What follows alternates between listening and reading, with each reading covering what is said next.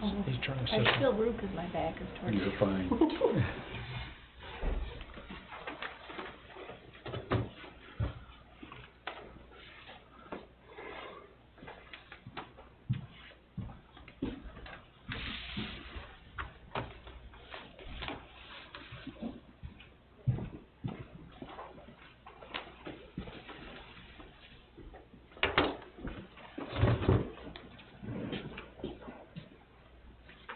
Okay, if we're all set up, this is Morgan Spencer. She's the one doing our comprehensive plan, and I'll let you go ahead and start. Well, hi everybody. Thank you for coming, and this is our first public meeting for the comprehensive plan. My name is Morgan. My name is Morgan Spencer, and I'm with MSN Consulting based out of Watertown. And I'll be working on the plan with a couple other people who are not here today. We have a mapping person assigned to this. We have a planner, and we have a person tasked with data and research compilation. And so, thank you so much for coming. This is our first public meeting for the comprehensive plan. The last plan was conducted in 2015, so that was effectively 10 years ago. And typically these are updated regularly, 5 to 10 years, sometimes even 15 years out. Things change so drastically with the times, you know, that there's always a need to update. And so once this plan is developed, it will be, it can always be amended, and there can always be edits.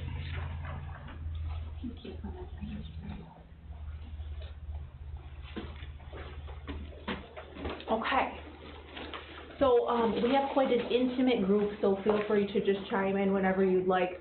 I don't know the extent of everybody's knowledge relative to comprehensive planning, but you know, it exists as a guiding document for all of you and also for leadership, you know, as part of the development. Aside from that, though, we are creating a plan to create it in a way that it's a outward-facing document so that it presents well to the public, to people who maybe are not familiar with Alexandria Bay. If they go for, you know, federal applications, if there's a developer that comes into the area who's maybe on the fence about how to proceed, they can look at the plan, they can know that they're serious and structured about growth in a strategic way. And also it's really important for funding opportunities. So that's another thing that we do is grant writing.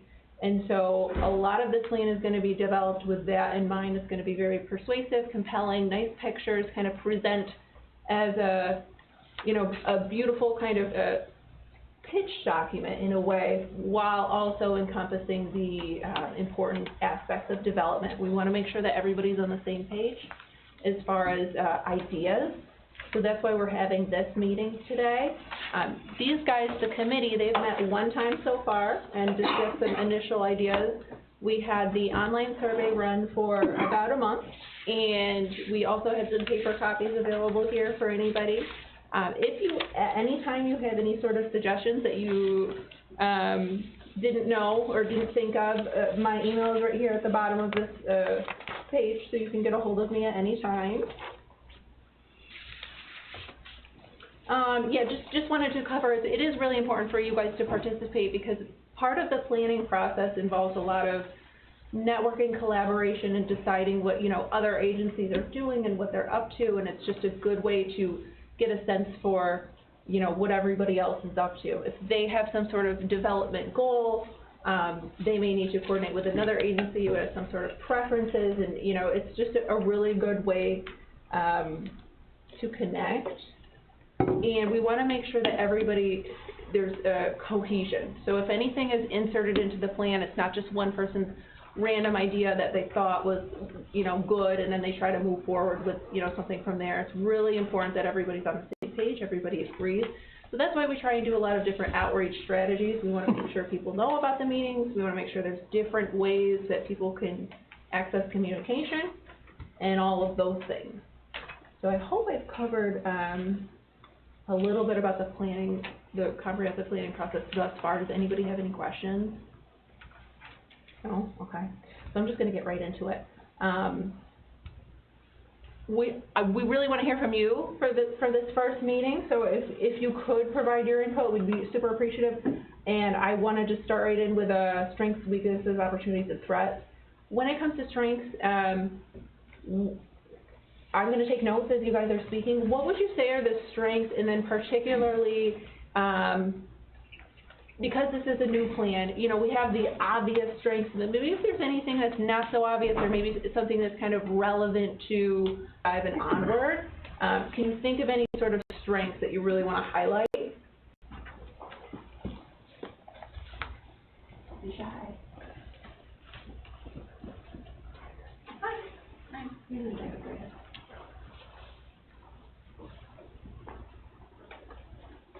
Anybody? Gordon?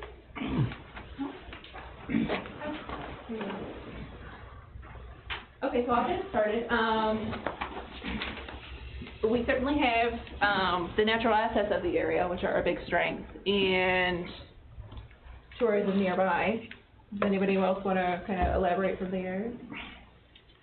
Yeah. One of the strengths is the state and federal government have stepped in and probably the community to protect these bay areas. They're so critical to the fishery of the area. The Syria. Me, I'm sorry. I thought that was somebody else. I was gonna say we're all racing around. Oh my gosh, right, okay. I was They're very critical areas. My sister and I protected the most valuable marsh complex on the American Narrows, and that was going to happen, and luckily the state and federal government stepped in to protect that area. It's a Point Vivian Marsh. We need really to protect these areas. They're a critical asset. Any proposed development in these areas really needs a high degree of scrutiny because they're actually probably one of our principal assets besides the tourism. Okay. And now, just out of curiosity, did you guys see the online survey? Did you take it? You did? Okay. Okay, wonderful. So you're saying that natural assets are important. You want to make sure that there's nothing. Well, the critical areas are yeah. very important to protect at this point. From a planner's perspective, the area along the shoreline is pretty much developed to capacity that that it can be and still be sustainable environmentally. So it's that's what draws people here. It's not yet overdeveloped, but a tipping point is at hand, I believe. I think that's a really good point. We only had one meeting so far, and in that meeting, I would say that a lot of the suggestions were enhancing what we already have. It wasn't like overdevelopment or anything. It was talk about enhancing trails and kind of things like that. No, I didn't. No, yeah. That's important. Hear anything I agree. that? Yeah. I agree with that. That is a priority. Sure. Okay. Any other strengths that maybe you guys want to make sure are highlighted or represented in a more like for example the trails? Anything that's maybe not so well known or recognized that you want to make sure it's highlighted appropriately for the next 10 years? The state's put some trails around us. I believe that key waiting deal was really new. Okay. And we got the Otter Creek Trail and stuff like that. So whatever we do, we need to cite what we already have. Okay. Along with the Mud Lake Trail. What am I missing? I'm sure there's some other. All the trails over at Indian River Lake Conservancy. Yeah. The Cherry Trail. Yeah, the Cherry Trail.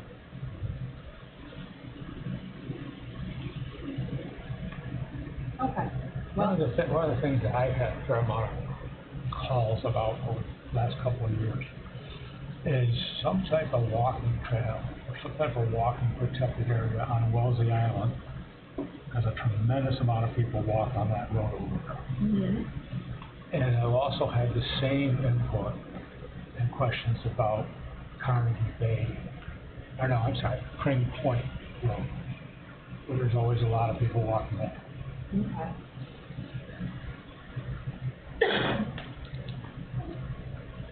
Now, let's say there was that, do you have a preference for the pathway of the trail? As far as where, Like, not where, but, do you imagine pavement, stone, or like dirt? I was involved in one that we did over there years ago. And, there was a lot of talk about the surface. And we talked about wood chips, we talked about small stones, we talked about all that. And it ended up being the one that I was involved in, Crusher Run. Okay. The most environmentally sound I've seen around here is Minute Anthony Common Nature Center Trail, where they went. Certainly, pavement is not a good thing environmentally in any regard. But,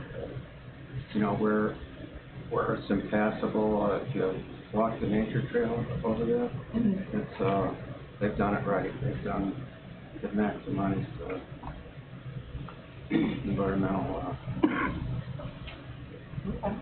at least cost. So. Anything else for spring? Could you tell me what Brent said, because we can't really hear back here, right, guys? Yeah, so he said that he has an interest in, Spring Point Road walking trail, Wellesley Island, developing that so that there's where people are already existing, and walking, that there's a little bit of something. So we were talking a little bit about what type of path that would be. And so, we don't need to figure that all out today, but it's good to just have the discussion, and I'll relay anything that you see here too.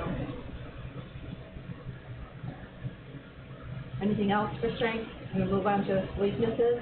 Just, well, I think, and maybe I don't want to speak for Brent, but I think where he's talking about and what we've had people say is a lot of it is safety, that the roadways aren't, and so when I think about a nature walking trail like Wellesley Island, that's out seeing nature. But this is, whether it be bike riding, e-bikes are becoming very popular. There are certain areas where walkers, bikes, this sort of thing, the roads really aren't wide enough. There's no shoulders. There's a safety concern that maybe needs to be looked at. You talk about strengths too, though. One of the other things I think about is a lot of the stuff that the town has that we look after and that we watch. We've got boat ramps and docks in multiple places that are very, very widely used. And we have parking lots also to facilitate those areas, some of those areas. Okay.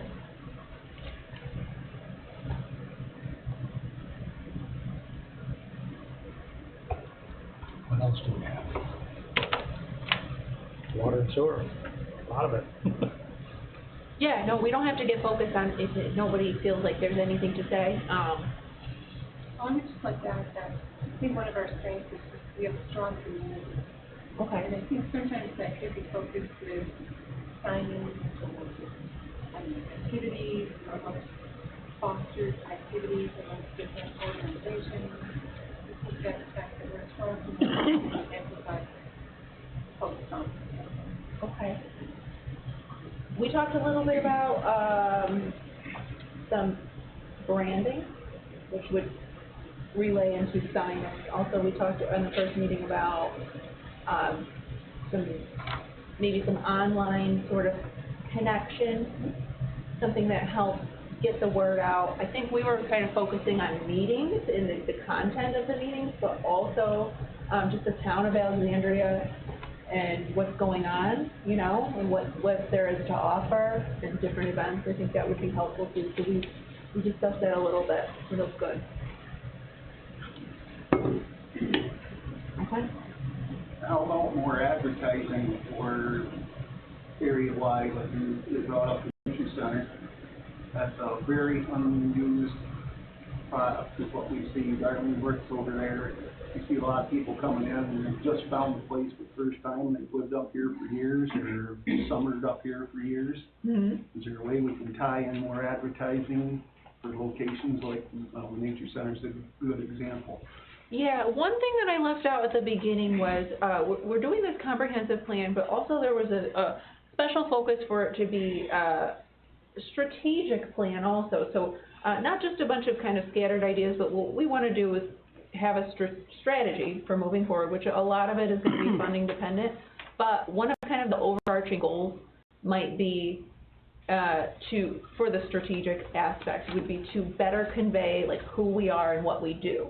And that might be who, the leadership is and what they do on a meeting basis, and then also what the community is up to and what kind of things are available.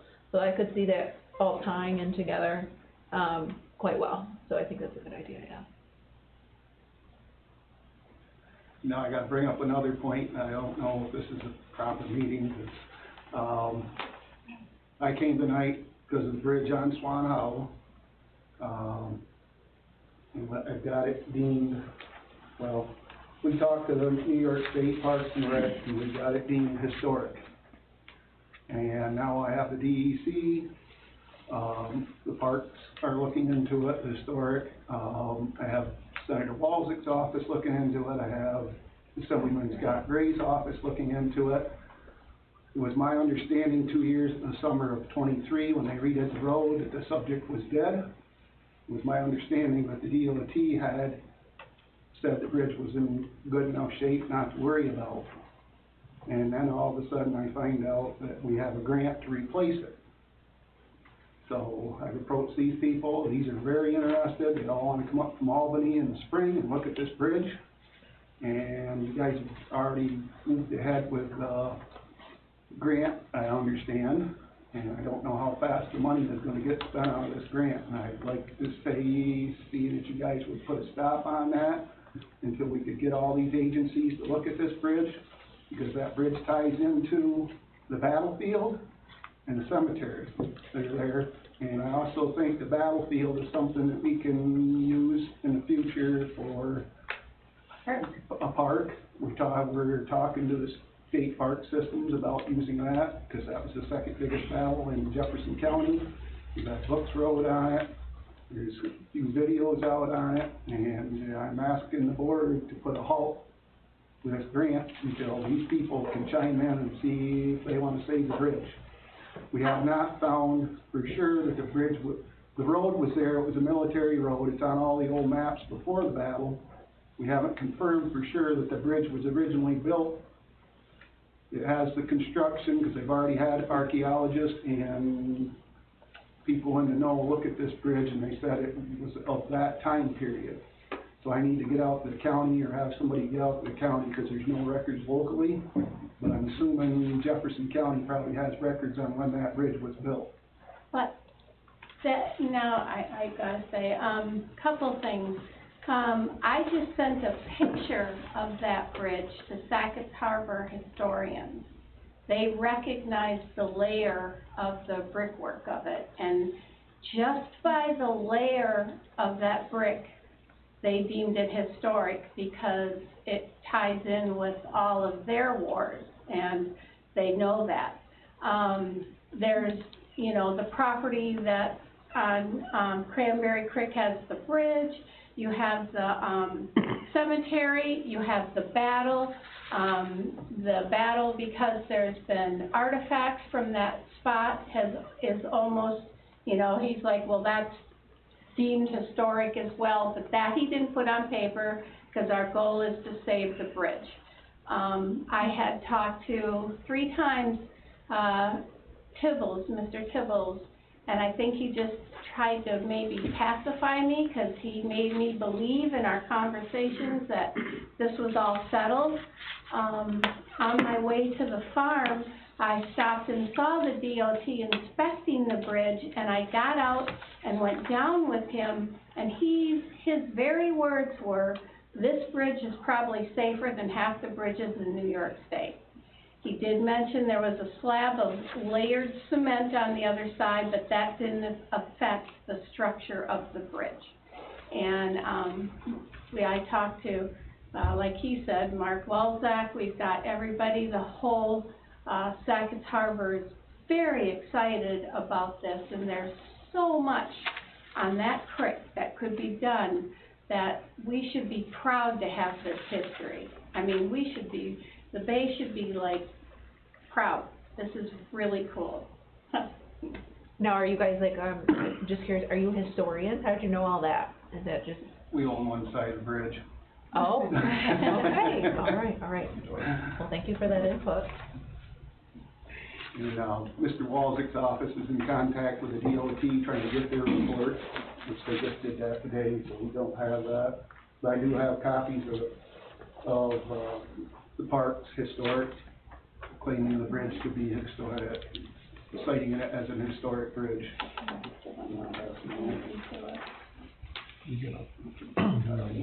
Yeah. This isn't what we're here for. This is probably something that more or less belongs in the public concern of our regular meeting. No, but here's the. After the comprehensive planning meeting. Appreciate you coming up, because I told you to, but Yeah. we can address that more at that time. So is that tonight or a different meeting? It's right after this one. Okay, I didn't know where to start. Yeah, no, that's fine. Yeah, and I was You make like, some valid okay. points though on, you know, if we need to look at that in the comprehensive plan for one of the strategic initiatives, even in the immediate future or the outlying future, if we deem it holistically as a priority to, you know, not develop, that's probably the lack of a better term, but to actually, you know, increase the awareness, of what is actually there, so.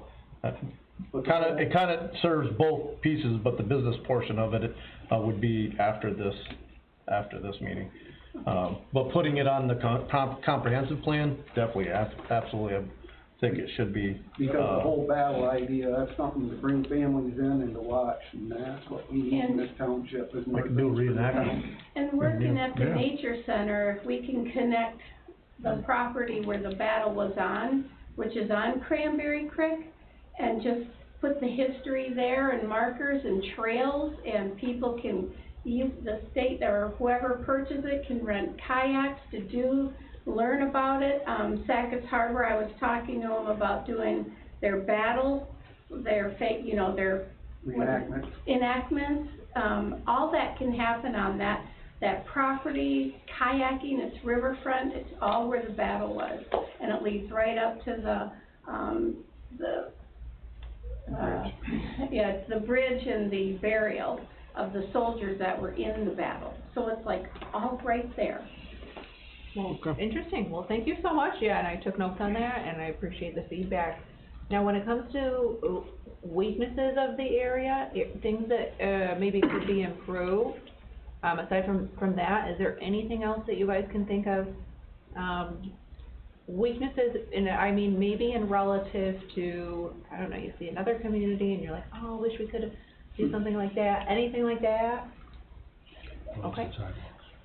More family things.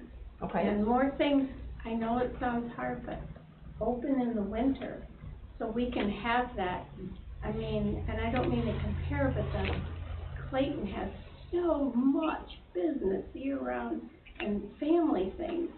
We could just have a couple family for kids, for our kids, and, well, not ours anymore, but. I think part of it is advertising. We talk to a lot of summer people that come up here, and they have no idea what's around this area for their families to do. That's what I find, and that's talking to people that are new to the area. Mm-hmm. Fort Drum, she's working with Fort Drum to get more of them over to the nature center. Very hard to get in, but she's got her leg in there, and them people are looking. They've had a few events at the nature center, and them people are begging for places like that to come into to do things.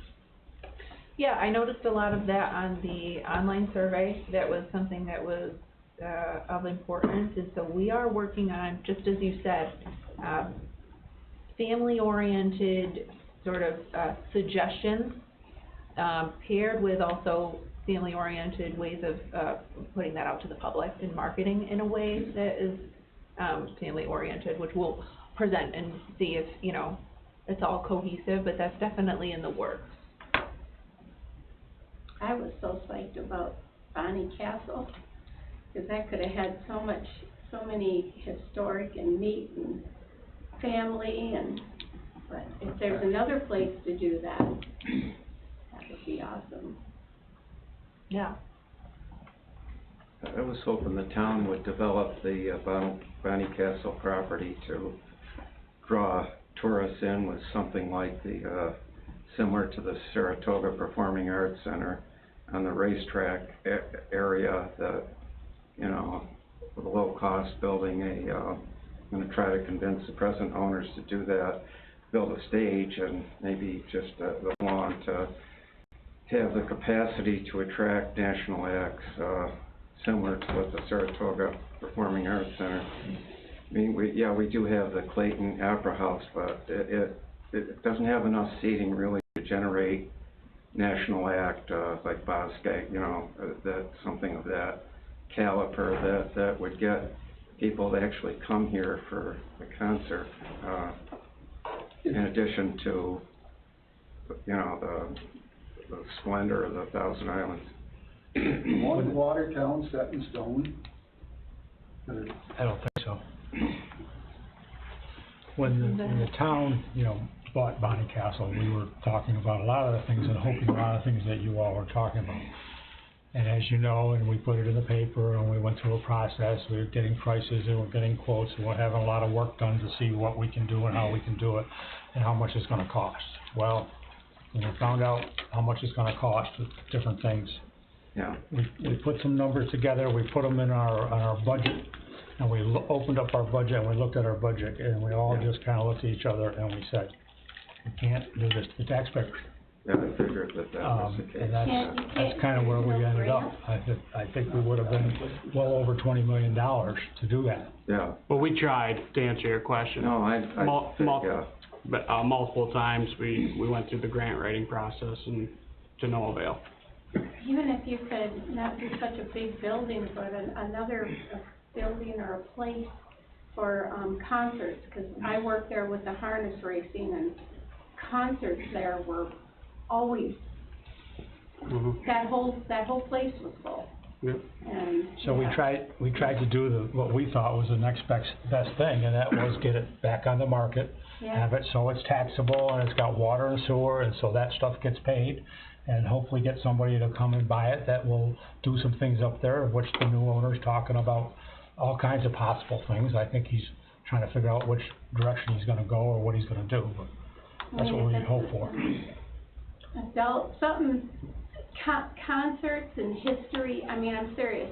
Here at the Thousand Islands, at the Nature Center, the people that come there come to get out and hike, which I mean, the Bonnie Castle, I used to take my horses way back there. There's so many cool places to hike and see back there.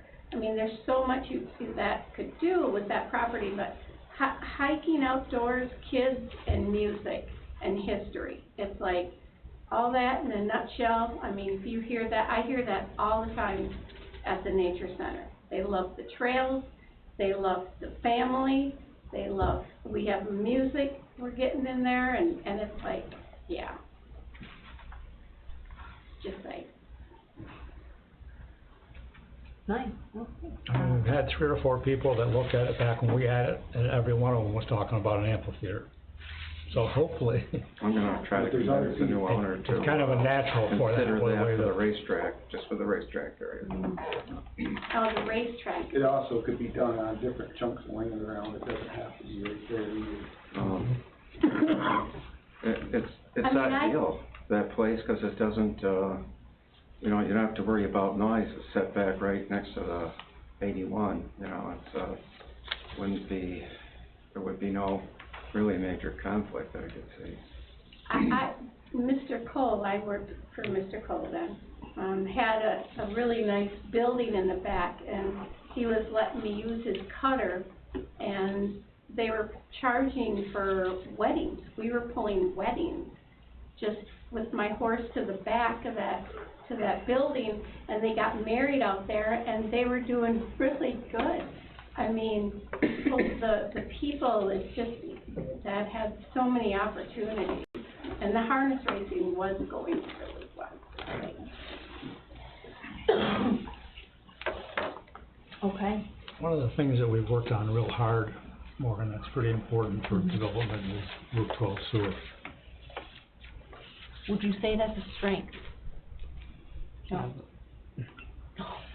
It's not there. It's not there. Yeah. Oh, you said it's not, I'm sorry, couldn't hear. Yeah, I mean, We've been working on trying to, Oh, okay, okay, okay. No, well, we want a grant, right? Yeah, grant for Route 12.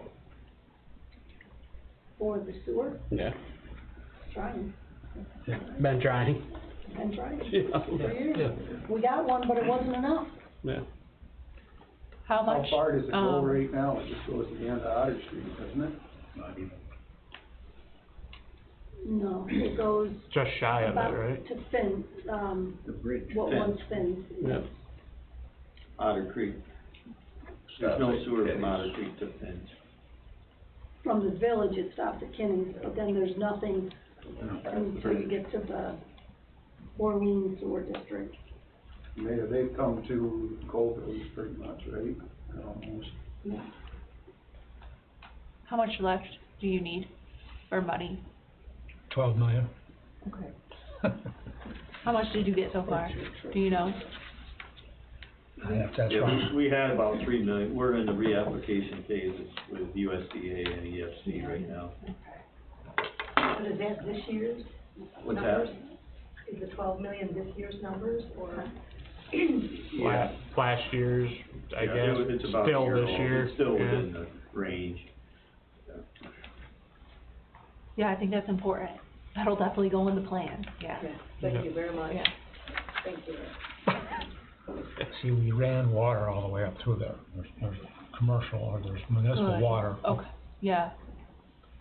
But you need, yeah, okay. And now that, just while we're on the topic of Route 12, any Route 12 ideas?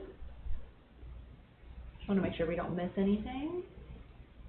I've had some calls just recently, actually, because a lot of stuff has been in the newspaper articles about when are we running the water and some of these things down to the river or down to Point Vivian and Swan Bay.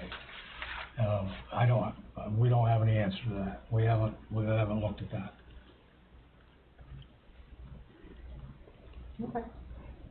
Most of these grants come from the state or they come from the federal government? Like one state for the bridge, which out, was that from the state DOT that did that? DOT, for the bridge that you're talking about on your road, And DOT. how about the sewers? Did they all come from state? USDA, right, Rob? Both state and federal. Well, that would be federal. Aren't they all gonna change with a new administration coming in? Potentially. That's a good question. Yeah, I foresee changes for like federal funding for sure, as far as, they always have priorities, you know? So, the state, they just did the state of the state, Yep. you know, where they talk about the priorities. The priorities, you know, and I didn't really look too carefully, I don't know if anybody else did, but the priorities are, I wouldn't say they're super infrastructure, you know, related. There was a lot of, you know, talk of, A lot more childhood. housing, a lot more housing, isn't there? Housing, yes, housing, and that's another topic that I wanna, make sure we get to, but, yeah. I'm sure Route 12, the sidewalks could be improved, looked at, expanded, cleaned up, added to. added to. Little maintenance in the summer would be. The lack of housing or the increase in rent is a big deal in every level, every municipality I can't believe the rents of, before COVID have doubled per month, doubled. It's like, I don't know if I could afford it if I didn't own a home, you know, it's like. That's a nationwide problem, though, too. Yeah, and, that's something that I would like to, talk about. The survey had a lot of responses that, you know, Airbnbs, there was a lot of that, and then with the rent prices increasing so much, there can be a problem when it comes to hiring, for jobs, you know, you need kind of the, you know, the kids, you know, the people willing to work for a little bit lower pay, and that could be an issue in the future. Does anybody heard of that being an issue? What's that? Just kind of, I think even it happened in like, the Chateau, they said they could not find workers to work because there was nowhere for them to live. I don't know if that's true or not. That's true. Okay. Yeah. Yeah, and so, in other communities, they are, you know, at least one business owner I know is talking about, you know, she believes that there's a need for more affordable housing just so that people can live there and actually work at her business because she cannot pay them top dollar. That's a problem throughout the Thousand Islands. From what Okay. I You see hear that as a and problem talk now? to people. Okay. Yeah, oh yeah. Yeah. So, Yeah, even at the state park, we can't get people. yeah. Okay. Well, the restaurants in the area have decided not to open on Mondays and Tuesdays. The old Because they just places don't have like staff. the old places like the Pine Tree used to house people on site, and that's all gone, you know, that was a thing of the past, A apparently. lot of the big employers are trying to come up with places for their help to stay. I know some of the big employers have been working on that the last few years. There's a real lack for that type of housing and what we're talking about. Okay, yeah, and then so one of the things we had discussed in the first meeting, the committee meeting, was there was kind of an initiative to have senior housing in the past that may be, of interest moving forward. What I'm seeing in other communities as far as having a senior housing development is that it does sometimes free up, housing opportunities for, families, you know, lower income, you know, if somebody moves to a senior housing, you know, complex, maybe sometimes that frees up the job, or, you know, not jobs, you know, but, where somebody could live. That's kind of like I don't know if that solves the problem as far as the worker solution, but it does kind of create more opportunities for people to potentially get into housing if they're having trouble right now, and then also what we're seeing is that maybe people will buy a fixer-upper home and they'll kind of take pride in it, which helps things look better. I think it would be interesting to think about like a, Maybe we should go to the 2 housing facilities that are in the village, and this is kind of a village issue. yeah, Go to the 2 facilities that are in the village. I've heard that there's waiting line at one of them, but I don't know if there is, if that's true. I've heard that. And if there's waiting lines, maybe we should be looking at housing. Where would you put the housing? yeah, Go back to strengths, one of the strengths that I see is the rural character of the area.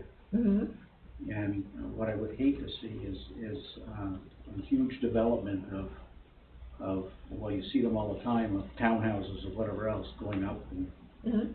destroying that character. Yes, and so I think if there was anything like that, of that sort, and I don't know where it would go, but it would probably need to be, I would say, pushed back almost in its own little community, Mhm. out of the way, really. You know, it's still there, but it's not really, you know what I mean? No, I understand that Yeah. there's a need for housing. Yeah. There's no doubt about that, but I think we have to be very careful about where we situate. Mhm, And the type of housing. mhm, High-density housing can be not nice. mhm. Mhm. I think we also, there's gotta be something that protects the landlords too. Because when you get somebody in your housing and stuff and you, can't evict them for whatever reason, not paying the rent or, you know, utilities aren't being paid or anything like that, and they just stay there because there's no representation of the landlords, you know, to move ahead to, you know, protect their property. Mhm. I think that's a big thing that, to me, I see, and it's just like, you know, they're like squatters.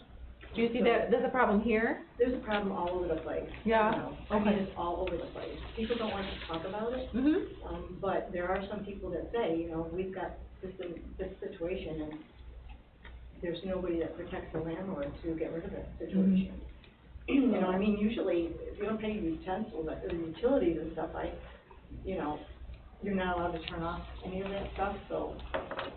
Yeah, I work in that industry, and that's part of the reason why you see these rents getting jacked up so high. Landlords are protecting themselves against that possibility right there. And now when you go to the courts, a lot of this is state derivative, right?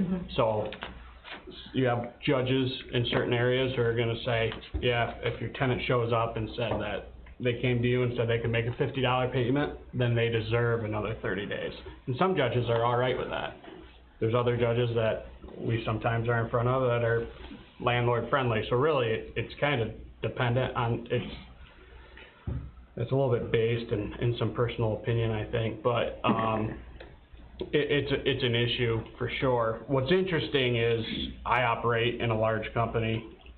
We're a little bit more under the microscope. So throughout the COVID years, we weren't able to raise these rates to, you know, double or something like that. They capped us at 5%, and they would keep a microscope on it a little bit more than maybe some of your smaller landlords would. But at turnover time, that's where the opportunity is coming up for landlords, because you're not on a year-to-year basis with the same tenant anymore. You're not causing a hardship for that single person. So understanding that's definitely an issue. From a development perspective, I think the rates are really set by drum. Whatever the drum rate is, the reimbursement rate is what's driving the rental prices. And I think locally, at least along the river and in Alex Bay, what's driving the pricing to buy houses otherwise is Airbnbs. And maybe the better prospect is to license a certain number of Airbnbs instead of having all the real estate that's coming up being turned into an Airbnb. Because there are people who would live in the community, but the prices are based on becoming a bed and breakfast or an inn as opposed to a family for four. I've seen Airbnb cause trouble on the river. People have owned summer homes for years. All of a sudden, the guy next door has an Airbnb, and he's got like 30 cars in the driveway, people partying into the night and stuff like that. And I wondered if you looked at that, and it's caused a lot of problems for people who've been there for years, decades. And, you know, in terms of lessening the peaceful enjoyment of their properties. It's not everywhere, you know, it's sometimes it works. I can't imagine if that happened to me. You know, it's just, you know, I saved for 32 years for my place at Wellesley. I can't, if that ever happened to me, I don't know. Have you visited that issue? I'm sorry? Have you visited the Airbnb issue? Yeah, we have. Oh, yeah, we've, quite a bit. There was a committee at one point that was formed, maybe 2 or 3 years ago. Yep. Something like that. And they went through a process, and essentially, at the end of the day, when it came to that board, it was felt that the state at that time, which they have, and they have stepped in, and we took the position of, let's wait and see kind of how regulated is it gonna become from that standpoint. So far, it's more or less occupancy tax that they're chasing, from the county, right? So now that's gonna be something that's gonna be forced to pay out, but again, it was part of the response, no doubt, that was an issue. It's a delicate balance when you go and you're trying to please all the people all the time, and none of the people, none of the time. So you know, stifle entrepreneurship and people that wanna make money and are currently making money there, and run a tight ship, so to speak, with their Airbnb renters, so to speak. So it's good these are all great points, but there's a delicate balance on hitting a good spot to a win-win situation. And I think us as a board, when these situations are brought up to us, we don't do knee-jerk reaction. We wanna make sure it's data-driven, it's calculated, and we see the second and third order of effects, because, the reverse crowd comes into the seats the next month and says, what did you do? So, I think doing our due diligence, and making sure, hey, is this within our purview, to make local laws for some of the things that you already alluded to, is that's something we should do based upon, the data and the overall impression for the whole versus the few, and that's a delicate balance, but that's what we get. I'm not proposing regulation for regulation's sake, I'm just proposing, some kind of control if things get out of, hand. People have a right to make money or Right. rent their property. I understand that, and I would, support that, but, I just saw, what it did to Shady Shores there, outside of Clayton, and, I think a lot of these topics are gonna have that delicate balance point that Tim's really alluding to. In specific, the other side of that token when it came to the Airbnb issue is, and this really probably pertains to our villages and our hamlets, is that you kinda go through town and you may see a lot of these houses that are literally ran down. No one's put money into them for 30, 40 years, and an opportunity comes up and someone comes in. And one of the problems that has always been voiced to me is the difference in aesthetics between us and Clayton. Alright, there's your easy comparison. And now you have people coming in who are actually investing money into the aesthetics of the overall community. And where do we get paid back on that? Well, we get paid back on that because it technically should have some kind of enhanced benefit to tourism. We should gain on the assessment side of things, collecting more property tax. So again, to Tim's point, I think a lot of it's continuation of evaluating where we are in that process and finding that balance point. yeah, you have to be fair. Yeah. Yeah. I agree. Okay, well, with that said, any opportunities?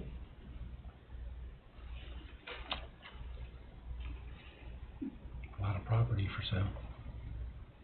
See, I'm gonna look into that and see what is for sale. Yeah, What's that? there's a lot of property for sale. Property and land, or both, like houses? No, You know? I'm not saying housing, you, Property. Sean could answer that better than I can. Okay. I think you're talking in regards to land Yeah. in general Yeah, and what Opportunities, yes, okay. we could Yeah. potentially create with an acquisition. Mm-hmm. Again, going back to, I kinda wanna try to bring this back in on topic and why we're here. That survey that was conducted had made mention of development of green space recreational facilities for our youth, playgrounds, parks, whatever you wanna call it. And again, there are pieces out there that may lend itself well to what some of our taxpayers wanna see in that regard.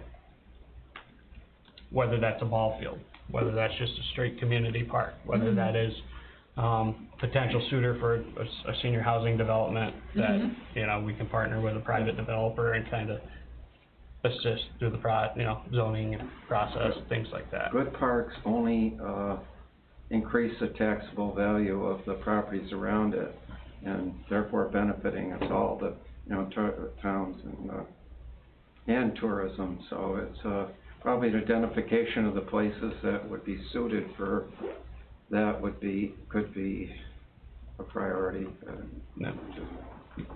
so. The climate here self-regulates development, really. I don't know how businesses do it here. You got 4 months a year to make the money, and you got the payments, mortgage payments, the rest are the taxes and everything. I swear to God, I don't know how they, they do it, but apparently they do.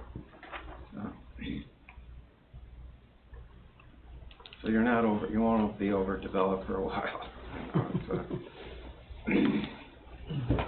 Okay, so an opportunity would probably be the weather, right, I guess?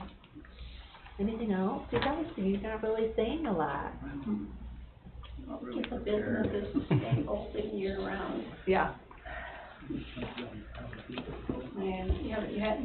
if you don't have them, he said it comes down to having people. But if you've never stayed open, it's like anything. Like, let's say I do a new program, a big program, and I put a huge effort into it. The first program, like my holiday bonanza, I had 7 people. I just had my 11th year, and I have 150 people and more.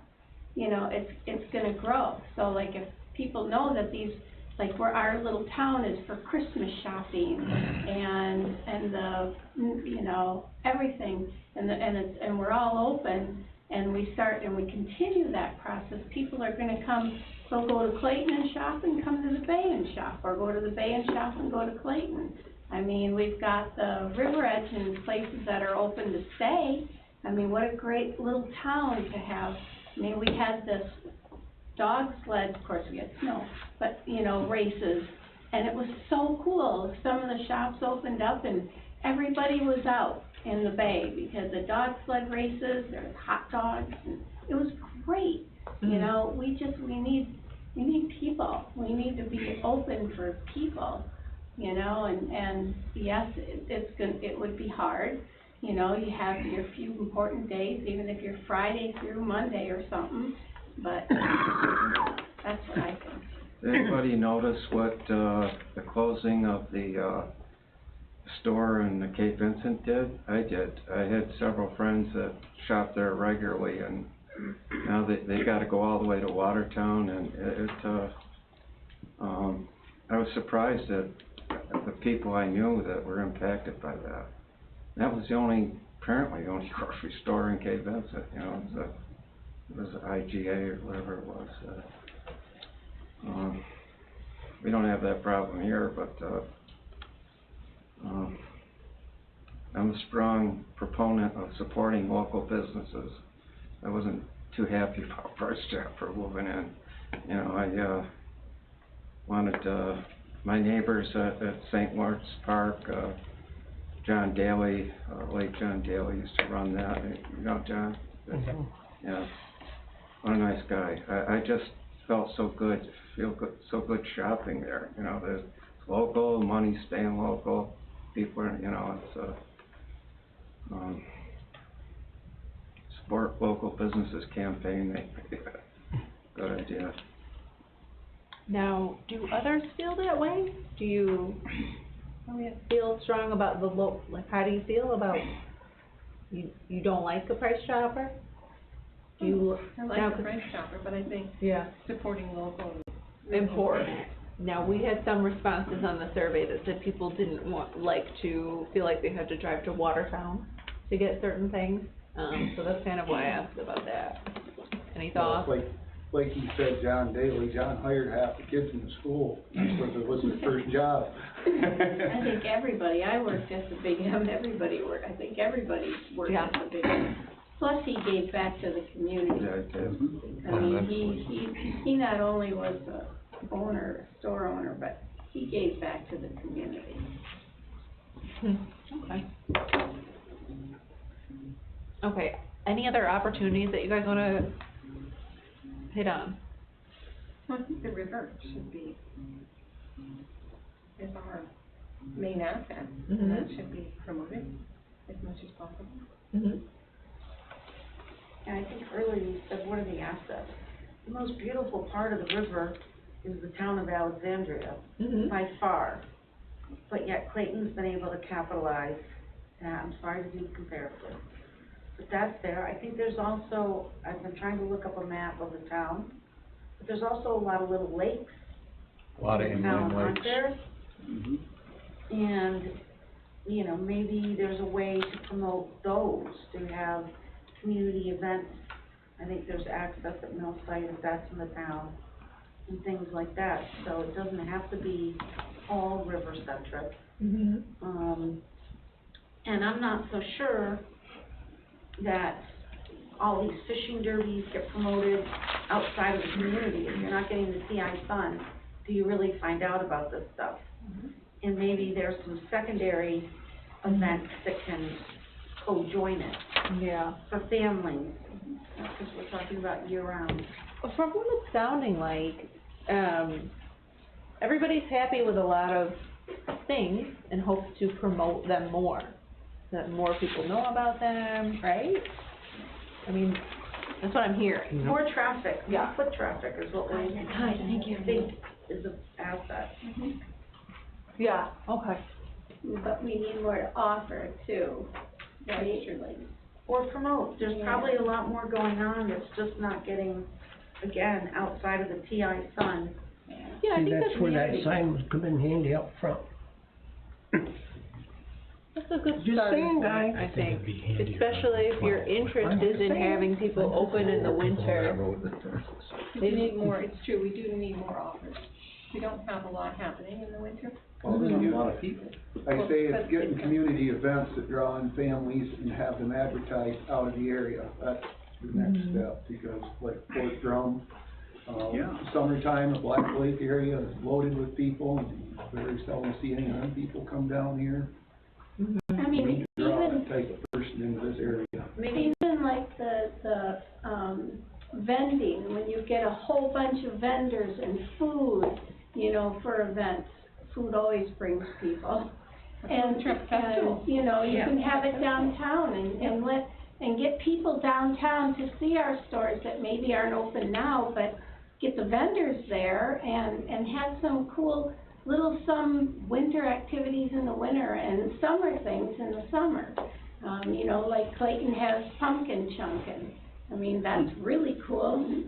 I have asthma, excuse me, and now they have thousands of people that come. I mean, I can't believe the people that go to pumpkin chunkin'. You know, we could do stuff like that if we need draws for people, like events.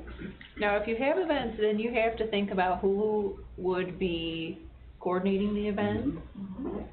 Does somebody have to step up and be that leader? They've had problems with that, by the way, getting volunteers for all that stuff, big Yeah. time. Yeah. They've had to cancel one year, it's like, So what happened to the stand-up? Absolutely right. Well, it's like volunteerism is like, it's taking a nosedive in nonprofits, I mean, everything. Especially And- since COVID Yep. killed it. Yeah, yeah. And certainly is. But through these meetings and through like collaborative efforts, maybe somebody's willing, they'll, hey, I really wanted to, you know, run this event, and I'm willing to, you know, lead it, and I want it to be here, and I'm just looking for a couple, so that's kind of, it's good to have the discussion. That probably would be the next step as far as events is, you know, sourcing who likes to do what, and who may be interested in putting on what. I do the volunteer coordinator at the Nature Center, and my problem is, not many wanna go over the bridge. But, if you get volunteers for individuals, don't burn your volunteers out. Give them a program, and that's what they're gonna do. And then meanwhile, back at the ranch, you're finding other volunteers for next year's, you know, and so it's more doable to me on the mainland than it is over that bridge. There's a lot of volunteers that will not go over that bridge. Maybe there's a way to co-sponsor with MWR out of Fort Drum. Oh, that's. You know, I think there's probably, they probably are at a loss what to do in the winter for that. Teach kids how to ice fish, or, I don't know. But they have a lot of resources and a lot of equipment. Yeah, I could see maybe there being some, you know, and it obviously be, dependent upon if anybody's interested, but maybe a event committee, you know, a spin-off that kind of leads the efforts in that regard. That might be something that is worth exploring. I mean, how many weekends in the summer are not used already? Because I know they started, they're gonna have a Jeep rally some weekends coming up in August, I think it is. I mean, how many other weekends are open? Because most of them do have events during the summer. Yep. Any other opportunities?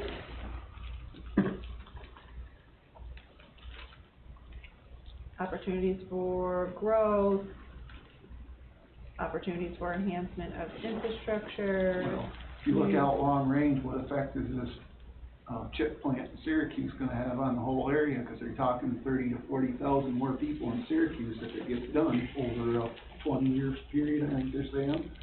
And them people are gonna be looking for places to go in the summer. They're, right, they're gonna be looking for summer homes too, because they're gonna be making money. These are high-paying jobs. And, I know that's a so long that's- ways out now, from what, it's gonna take years to develop. but- Yeah, no, I mean, Central New York is, they're excited, so. But for us, a long-term plan, it's true, it should be considered. Yeah. So opportunity of Micron, people looking for summer homes and Activities. home and things Or to just do. vacation getaways from Syracuse, you know, which is not that far away. It's, Okay. Brett. I think we talked about maybe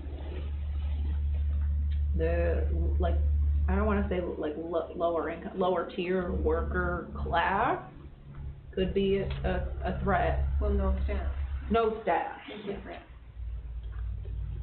It impacts all the tourists.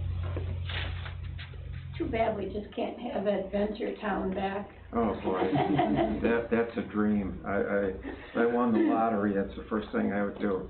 I'd bring back Adventure Town in a big scale. So we had fun there as kids.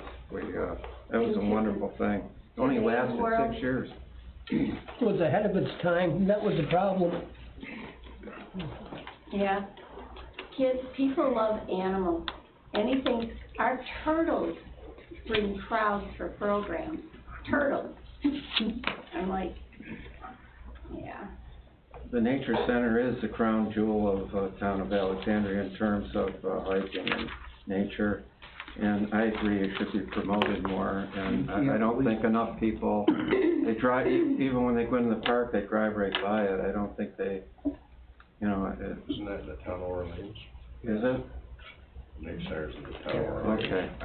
It's Never like mind. that, though, you just can't believe the number of people that come here and don't even know it exists. That's the big thing. I mean, she's worked there for 10, 11 years. This will be my 12th year. I go over there, there's people coming in there all summer going, you never knew this place was here, it's been here for 20 years. We're gonna discuss if anybody has any last minute, or not, anybody has any, do you guys have any, I mean, I don't know, do you have any ideas for development that we didn't mention, any, development ideas? Maybe wasn't covered. And if something comes up, you can always email me. Oh, I did wanna discuss,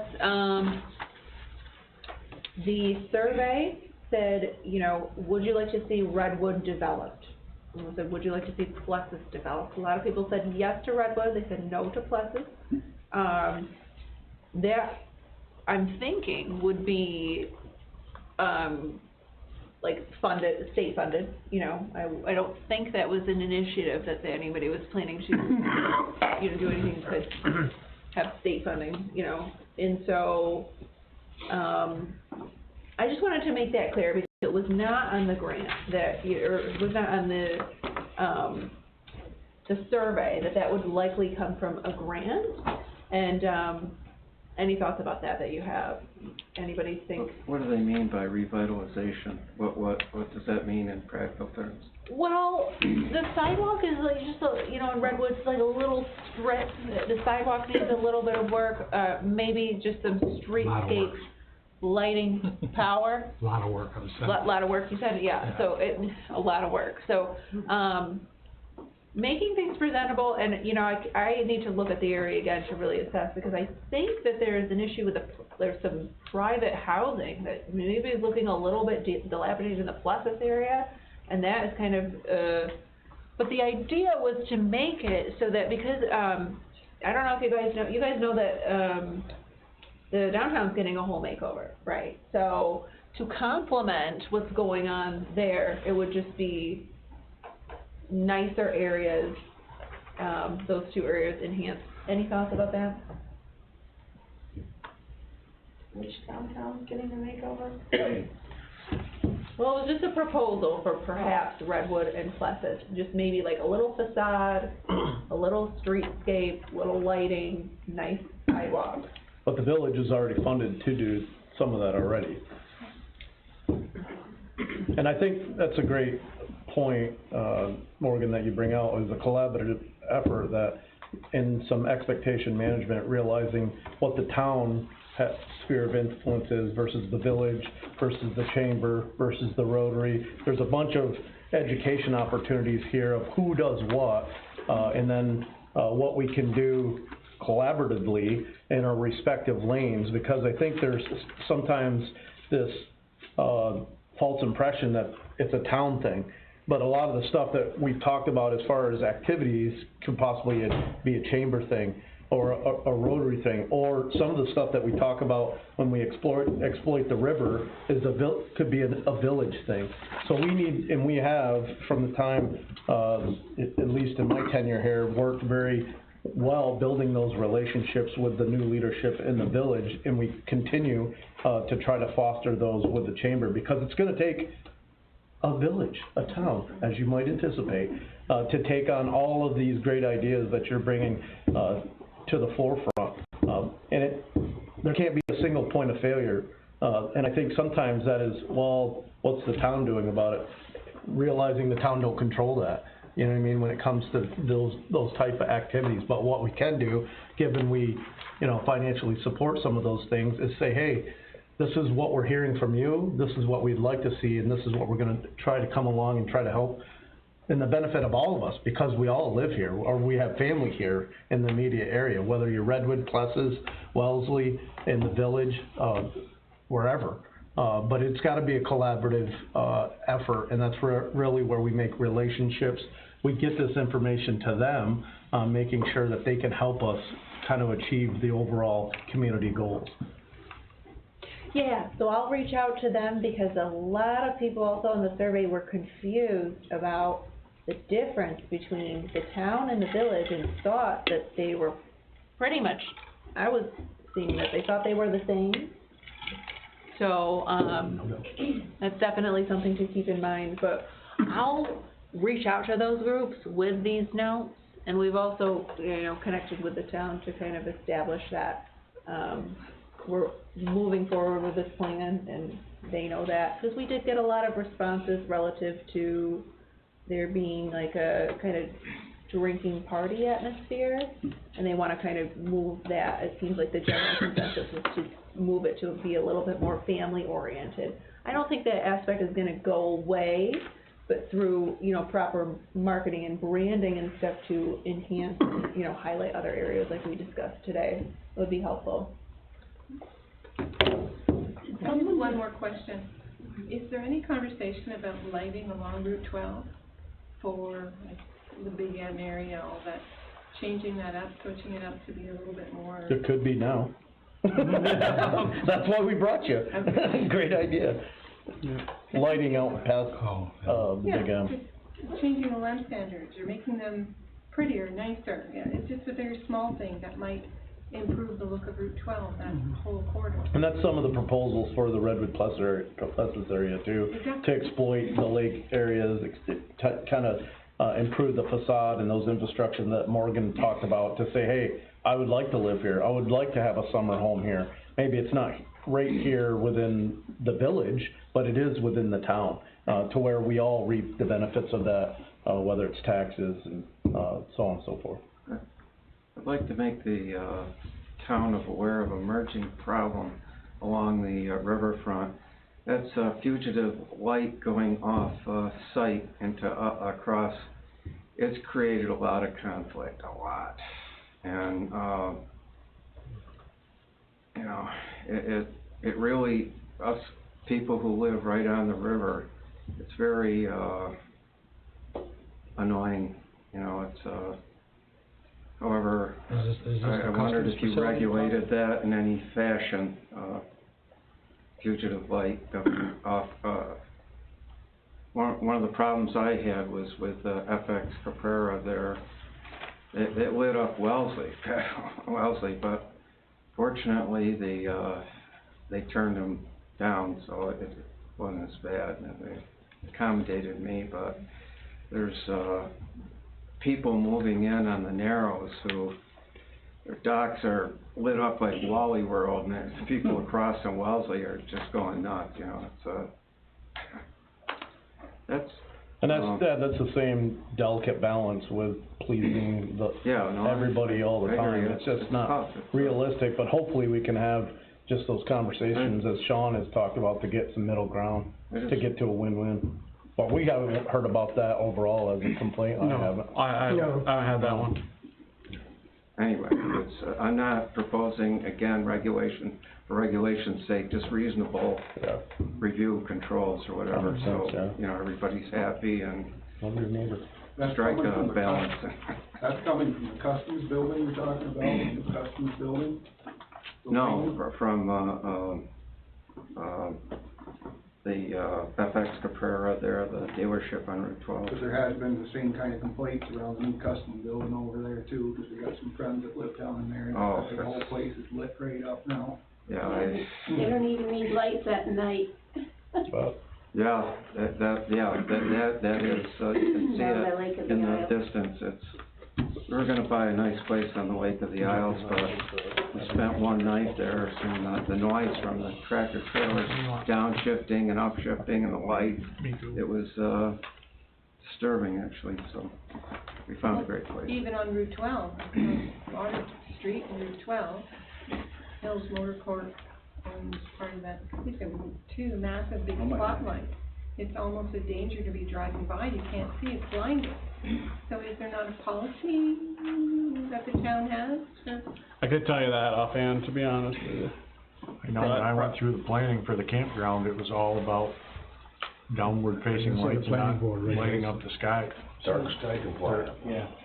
It's in the planning board, whether people just go through the planning board and then when they're done and built and happy, they change lights. Yes, they do what they want.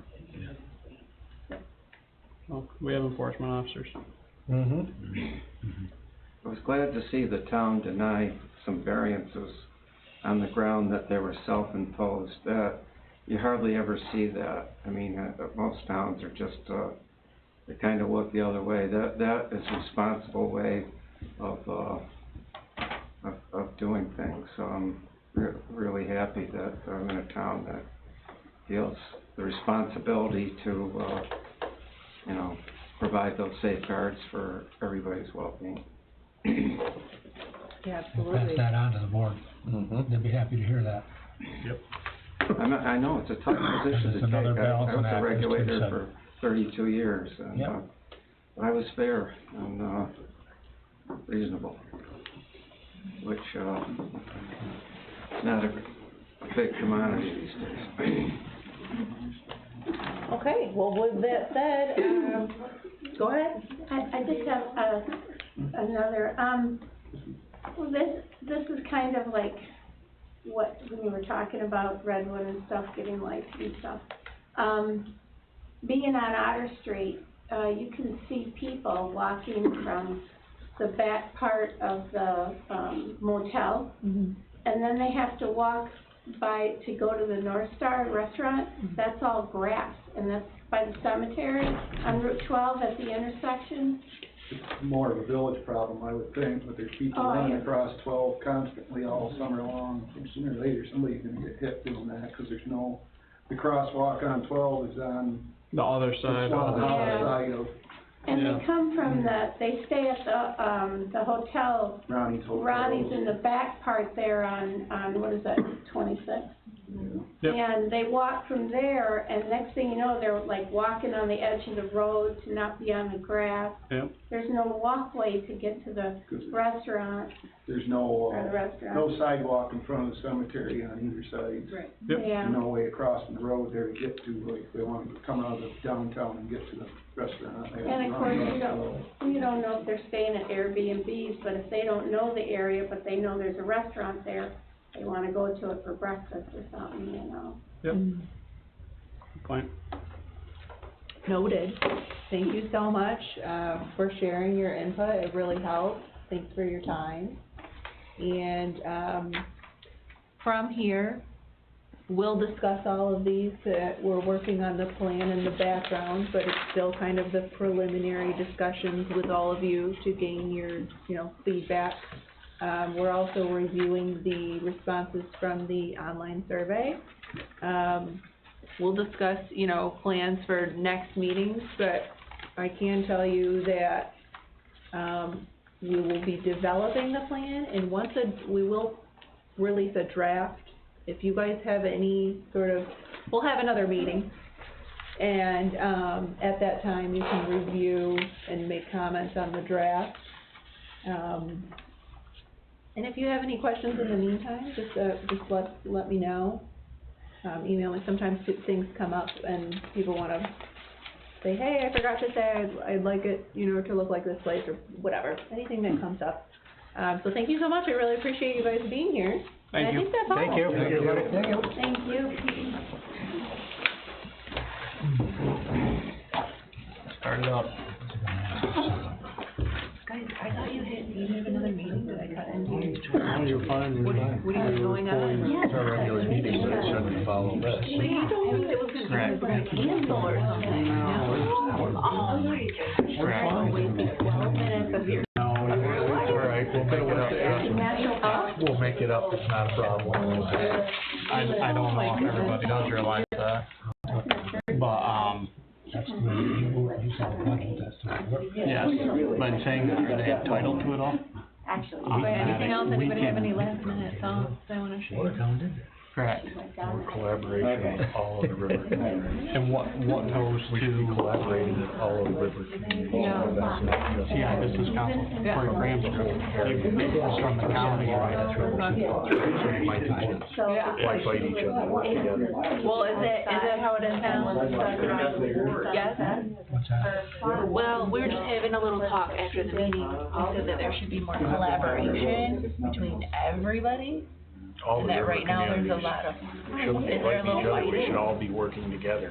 There's a little. Well, the kicker is, when, and I agree to that point, but, I'll reach into my wallet and you can realize what the big division is, and it's not that river out there. It's cold in here, but Peter. It's the almighty dollar. If we can't foster that within our own community first, it's pretty tough to bring in, you know, Clayton, Sackett, Morrison, or anybody else. Help with the plan. I'd like to start at home first. I developed comprehensive plans for towns along the St. Lawrence River in eastern Ontario. I didn't work on this one, but I Well, worked on thank you for several. coming and for all your input. now, huh?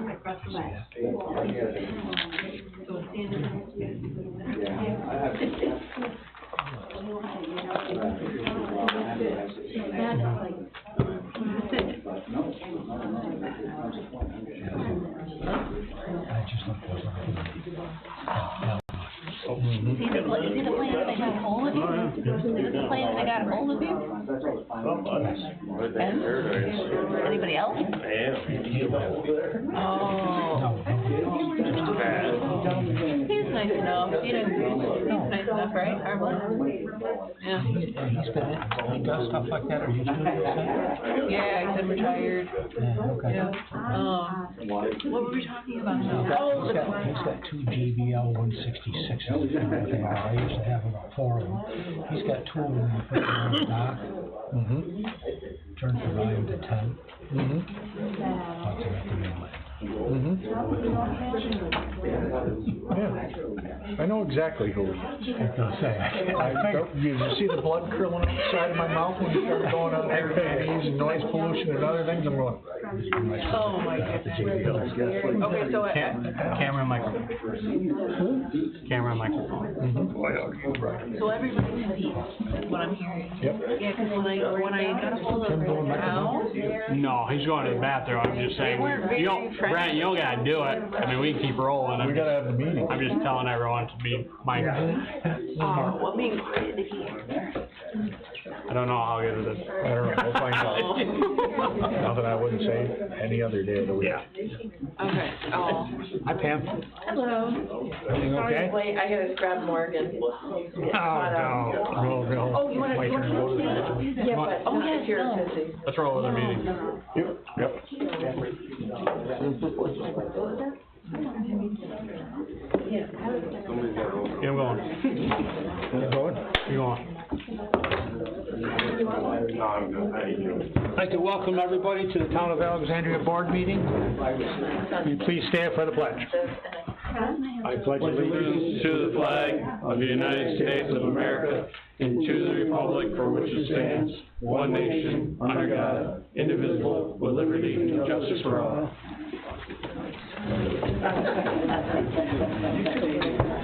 Okay, first item is motion to approve and pay the abstract bills. I'll make motion. I'll second. Motion by Sean, second by Tim. Any discussion? Nope. All those in favor signify by saying aye. Aye. All those opposed? None. Next one is the motion to approve the town board meeting minutes. I'll make that motion. Motion by Dale. I don't know if did I see any? I think she emailed them to us. They came out right after the meeting, didn't they? Yeah. Did they? Yes, they did. Right immediately, like the day after. I'll second. Second by Tim. Any discussion? All those in favor signify by saying aye. Aye. All those opposed? None. Okay. Public concern. Now you're ready. You got public concerns? Now's the time. Okay. Yeah, you told us pretty much everything for the most part. Where's Rob? I'd like Rob to be a part of it. Picking up the cups, because cup. he just spilled them all over the floor. Did he? Rob, leave the cups for Brent. Get in here. Rob, We're down to here on public concerns. we're in public concerns. Mr. Sauerwein here is talking about the bridge. You may have heard part of the bridge thing earlier. Right. I just want some confirmation. We had a study done on that bridge by Barton and Yeah, The you Judas had an thing. informal inspection conducted by Okay. them, as far as their opinion of the general safety was of that structure. Yep. And their opinion was, It's not gonna fall down, but it needs routine inspections after every significant rain event, because there's deterioration of the masonry that's significant. Okay? yeah. Is it gonna fall down tomorrow? No. Does it need to be fixed or replaced? Yes. Yeah. Okay, that was their opinion. Because it's in disrepair. It also doesn't meet several standards, for local road standards, as far as the width, the guide rails, there's a number of the approach isn't great, you know, so there's a number of things, deficiencies that were pointed out, but it was, an informal evaluation to see if you could get money to fix the situation, okay? And then they made the application to the state, and you were successful in obtaining those funds. So that's kind of where they are right now. So who was this that inspected it? It's a consulting engineer from Hardin and Judas from. For the grant. Correct, yep. Okay, my first question is, which I talked to Gene and Sean about this, and they didn't know, did the DOT ever inspected it? Because she ran into a person from the DOT and said. Yeah, I'm unaware of the DOT. Yeah, Who from the DOT looked at it? I was driving past, and he had a department of, I think it was a DOT truck, and he was going down there, so I pulled off, and I went down with him, and he had been on the other side already, and looked at the whole thing, and he said that that bridge is probably safer than half the bridges in New York State. That's scary. Well, we got a lot of bad bridges in New York State. I don't know what that means. This was the summer of '23. Yeah, this one, yeah. The year that they did that half of the road. Okay. Oh, so this inspection from the DOT was a couple of years ago, or It was Yeah. the summer of a '23. year and a half ago? Remind you, that bridge has been there for how many years? Yeah, like you said, a little while. But it is historic, and But Sure. my we thing shouldn't is, pave paradise and put up a parking lot. if the state comes through, these people wanna come up in the spring from Albany and look at this bridge, there might be a lot more money to be had. Being declared historic now, they might wanna go right at it and rebuild it. And there could be a lot more money to be involved, it could improve the whole road. I will tell you that it needs work. It's in pretty poor condition. and it, That's and it's the newer substandard. side that's got the problem. Yeah, they both do, both the old side and the new side. Well, I've lived there my whole life, and we walked through that thing in the Yeah. summer, and there's no bricks fell out of that thing. The piece on the top, the cement chunk, And that's what he meant. well, that was taken off in the mid-sixties when I was a little kid, because Jeff Waltz hit it with a stock car and tore it off, and it was up. Yeah. And the guardrails were on there for years. Right. The top layer on, if you're going towards our place from the bay, the right side, the top layer is in bad shape, but the Yeah. cement work down below is, there's no cement work, it's all laid up rock, that is same as it was when it was new. The But other it- side that they built, there is some facial damage to the cement on down, I guess you'd call it down creek. Downstream, yeah, yeah. But, my guessing is that these people come through, from what I've been hearing, talking to them over the last few weeks, that there could be a much larger grant and come in there and rebuild the whole thing, and not rebuild it, but repair it, Restore it. restore it back to. Because they just looked at, I sent them the picture that he has, and just by the picture, they ID'd it as historical. They were like, that's from the battle of, the War of 1812 era, and of course, that the road was the military road, and then right down from it is the grave site. It just kind of, it should all be like tied in, it's all tied in together, and it should be safe. If you walk through it, which I don't know if you did. I've been through it, yeah. It's half laid up block, and we're half cement. Our dad always told us, because it was done before I was around, he said when they widened, he can remember when it was original, he said when they widened that, they poured the wall, and he said they threw railroad ties and rocks, and he says there's solid That's what they cement did, down through there. And so it's really the top layer and the surface on the downriver side that needs to be really fixed, the top of the guardrails. One thing that really concerned me, where I talked to Zach about this one, that there used to be a tree, which they took the stump out in '03 when they redid it, the tree, you guys all remember the tree that overlaid that, and they kept cutting chunks off for the power lines that come over the top, and it finally died, and David was our road commissioner the last time they redid that road, and he cut it off and left it there as a marker for the corner of the bridge, because when you come from the Bay Area and come over that hill, that's what you spotted, was that tree, and that gave you a turn on the bridge. And they took that out, and I think they've got a small sign up there. You need to put one of big red tubs there and fill it full of sand, put it back where that tree stump was, just for safety reasons. And David also had sand banked up along there. Yeah. Yeah. Stop anybody from going off into the creek, and that should get put back, because you guys are open to a lawsuit if somebody gets in an accident there now, I think. Because, I mean, it's not a big deal to do that. But I think just for safety concerns, it should be put back, a marker there. Zach, what are your thoughts on that? Well, when we did it, we were told to do it, so that's why we did it. Can't help that, Yeah. doing your job. Because I know Yeah, we can definitely look at it. when David had done it, when the road was redone the last time, David was the road commissioner, and he knew enough to leave that stump there, because it was a good marker for people coming over a hill to find the bridge. And now what you've got that exposed cement on the wall there that's only yay tall, and when it's all it's got is one of your reflective signs on it, it's up higher. So if we get a snowy day and that reflection's covered, and somebody comes over there that doesn't know that, it's a danger.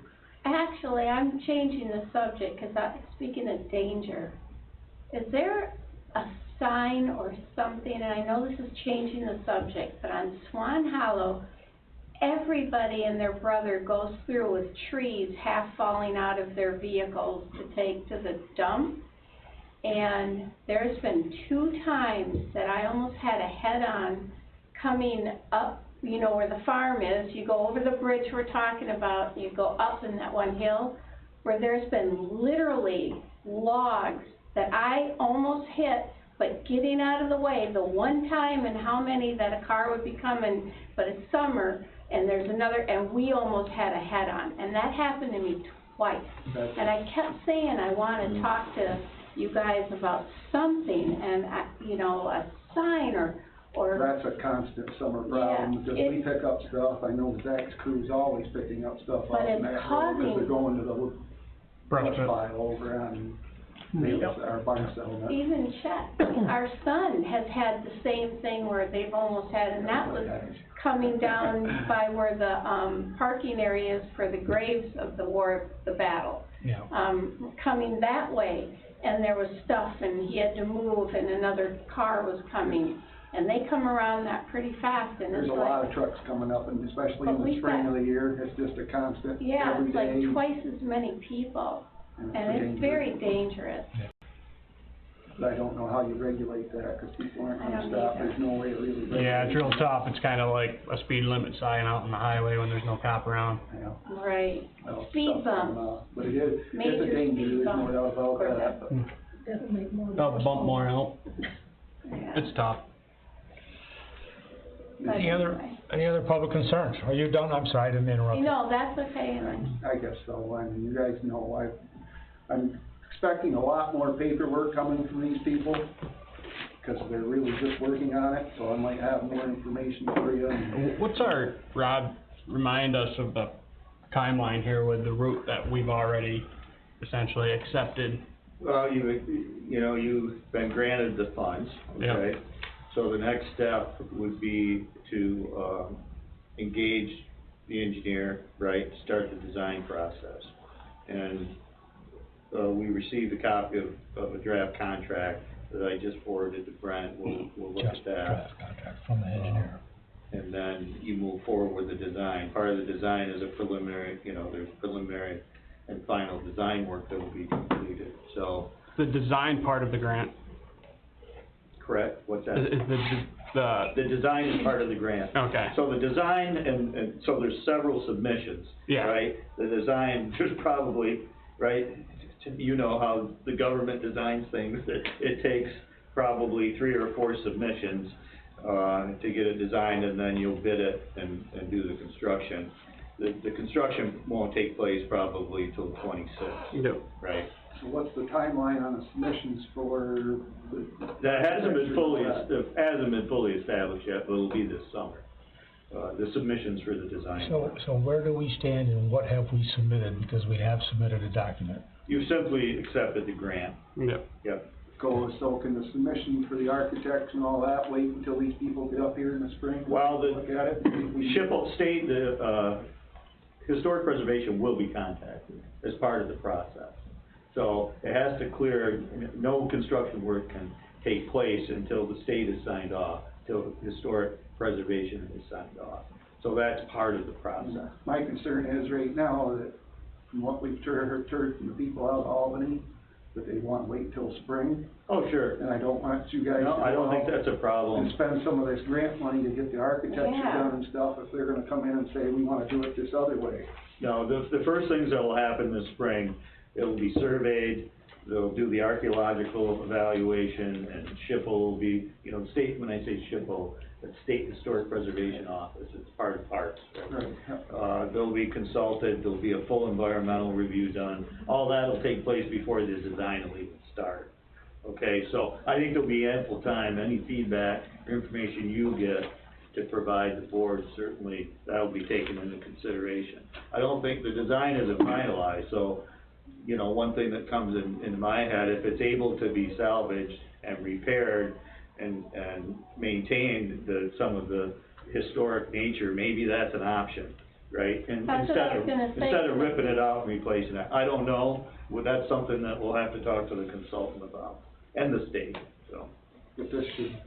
they'll have time to weigh in throughout the Absolutely. standard process. Absolutely. Well, I didn't want, my concern was you Yeah. guys got the grant and you were gonna start getting the architects in, start spending a lot of Yeah. the money on the grant, and you'd be stuck with it. no matter Nothing's been whether they spent come so in. far, so. So if we can hold off on spending the money until these people get up here in the spring and see what's there. and- They're already integrated into the process though. Correct. So there's no need to wait. They're integrated into the process, so they're gonna either sign off on it or they're not gonna sign off on it. And then for us, I think good faith is to say, to what Rob's point is, to say if there can be a design outside of, so let's say that worst case scenario, the historical society says green light. No, there's no restoration. Then within this governing body, we say, okay, is there flexibility within the engineering to have a partial restoration and renewal? That's kind of where we're at right now, but there's no waiting because it's already integrated into the process for the historical society to say, yep, no go, you're gonna have to restore that. Yep. That's where we're at. So you already have that safety, it's already built into the process. The funding can't be released unless historic preservation group says it's okay. Signs off on it. So they just have to sign off on it, absolutely. Well, if I get any more information, I'll make sure I bring it down. Yeah, absolutely. Mm-hmm, definitely. Thank you. You're welcome. Thank you. Thank you. Thank you. It's awesome. Any other public concerns? I have a question. So I know the zoning board of appeals turned down the application for the Dollar General to be on that piece of property. It was too large for the piece of property. So my question is it not your purview to say we don't need a third dollar store?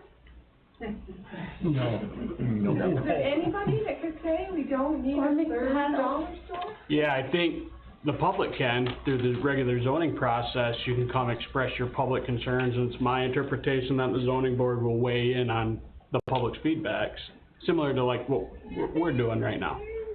But no, we don't carry a golden hammer that says, nah, we don't. Right. My No, impression. and then look, you're absolutely right on that.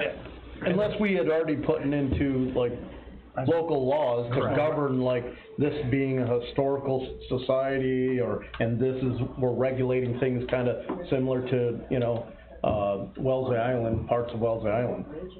That's where we would regulate that stuff, but it would already have to be zoned that. So the planning board, Preservation, they call it. where that would be discussed, if they bring it up again, is at the planning board level. Yes. They can change their plans and try to, you know, take care of the problems they had, or they heard at the discussion at the meeting and come back. I haven't heard that they're going to, I don't know. I have a question, which piece of land is this? Because everybody was asking me, because it didn't tell them. Right across from the big M, Oh, okay. I believe, I'm right. Yeah. Oh, they Direct- put a directly dollar across. store there? Yeah. Actually, a DG Market, It was a DG Market. which is grocery. slightly different. It's like a mini grocery store. So one in the bay, I mean, they've got litter and garbage and. Yeah, that's a little bit different That's the first operation. thing people go That's past when they come to A completely different company, downtown. that's Family Dollar, not Dollar Yeah, that's General. Family Dollar. That's Family Yeah, Dollar, not that- Dollar yeah. General. There's a dollar in it. There is, but there's nothing in there that costs a dollar. That's Yeah, terrible. these DG markets are finding a lot of success in rural areas like us. They are going to become, in my opinion, very popular. I've talked a lot to the brokers. Henderson, they put one? Yes, Yes. yeah, there's one going up in Doing very Carthage, well. like they're doing well. Every 8 to 10 miles, they want. That's where, yes. This is 5, so. They go back, they have a general store model that they wanna try to embed in all these small communities where you go to the general store and you shop. Do they have local. any, That's what they're feeding on. rights within to file a petition? Do they? They can appeal the decision, I'm pretty sure. I was gonna say, can't they file an Article 78? Oh, Yes, and I think they're in the process of doing that. It didn't I don't pass. wanna give you a So it definite, didn't pass? but I believe they can, like, file for permissive like, through a permissive referendum process. I'm pretty sure that it could, but I'm not gonna give you a definite. Not 100% sure in Article 78 they got. What'd you say, Article 78? Yes. Yes. Yeah, that's it. Yeah, the public can do Yeah, that? but the tanks Yes. there, You might wanna let her they- know. and they're responsible. So we're just talking about this, and we believe, I don't wanna misspeak, cause and we believe that there's a process through the zoning, through our, department, that you could file what's called an Article 78. That would make it go in front of, I'm not sure of the process here, I'd have to talk to our lawyer. I wanna be careful about what I say, so. Can I get back to you on that and just see, or are you gonna, can you find out? Yeah, oh yeah, And then absolutely. I'll call and find out. Yeah, no, I don't wanna see it. Put that on Andy's dashboard. Any other public concerns? Are we going to do anything about the Swan Bay and the, About the Swan Bay right? culvert? Yeah, Is that what you're? we're waiting to hear from the DEC. We met them up there, and they spoke to us and told us that they would go back to their offices and pull out their paperwork and look at the project, or look at what was there, and get back to us, and we haven't heard anything, right, Rob? Rob was with me at the meeting. Right. There was one culvert there. We have evidence. We have Pictures that, We got pictures, we got all kinds We of got stuff. maps that show there was that says some that. culverts there, but we don't know exactly where it was, but we pointed out to the DEC where we'd like to, replace the culvert and some of the ditching that would need to be done to get flow through that, from underneath, St. Lawrence Park Road. So, we're down there with a permitting agent and a biologist, and we're waiting for feedback from them to see if we can get a permit. It was pretty obvious in the area that we were in, that on both sides of the road, that there had been a flow of water through there in the past, on both sides of that road. Cause I remember Jack Ducat, I'm old, and he was here a long time ago, and I remember him talking about digging down to see if there had been a culvert through there, because someone had, he owned that house back in the woods there, just before as you come around the corner. Right. And, yeah, I was curious about that, cause I don't know. Yep. He said that there was no proof that it was, because it was just rock or something, I don't know. We've got some pretty good pictures that I believe There's one some, of there's them some was historical mapping that shows a culvert and or a bridge there at one time, but we don't have any physical evidence of it. Because it makes sense about all those places there. A lot of those things, even Point Vivian was probably an island, there was water behind it, and everything else probably at one time. You also remember that the water levels now are regulated, so the water levels right now only vary 4 to 5 feet, where before the power plant was put in Messina, the water levels varied a lot greater. They were higher and much lower, and varied 7 to 8 feet, okay? Oh, wow. Before the power project in the 50s, so, this culvert certainly predated the power project. Oh. From what the maps that we have access to. Yep. Anything else? Okay, we'll move on. Our agenda, Bolton Avenue Recreation Center renovation status. Anybody have anything to say on that? I think the only thing that, I've heard on it, continuing support for us to find some kind of solution. And I had a just off the cuff conversation with Andrew Garlock, who's working on this for us, about, potentially finding other alternatives or something we can do down there, which I think I don't know if he's working on it now or waiting to hear from us maybe, but, probably be in our best interest to get him at the next meeting and talk to him about the best path forward and Does it look like we're gonna be scaling the project back then? I don't know that. That's a decision for all of us to make, really. Do you wanna wait till the next meeting, or do you wanna have a couple people meet with Andrew? And I'm just saying to speed it up, rather than wait 30 days. You've already had a discussion with him about it? Yeah, more of just off the cuff what he thought about it, and if there's anything else that, we talked before about a phased process, right? So he laid out six options for us already. At least, yeah. Already. And talking to him and really the public afterwards about it, I did let just a lot of people know, hey, we didn't receive any funding on this thing. I fielded, I'm in the hockey rink 7 days a week, so I fielded about 60 inquiries into that over the past little while, and it's, obviously people are bummed, but my general feedback is, we have to see what the board feels and, Yeah, so I don't wanna do decisions in a vacuum, and I don't want 2 or 3 people to meet with him. He should come, give the whole board a report of what his recommendations are, having Rob here and making sure that, hey, this is what we're looking at, this is what we can afford, without grants, or if there's, any appetite to look at local, businesses, not grants, but donations, and whether that we put that out publicly. But let's look at all of our options holistically, and I think we can expedite that through, if he wants to send that information prior, so we can Yeah. make the sausage prior to the meeting, and then have a meeting, publicly to decide the way forward. Yeah, I'm going back to what he said to us, a while ago.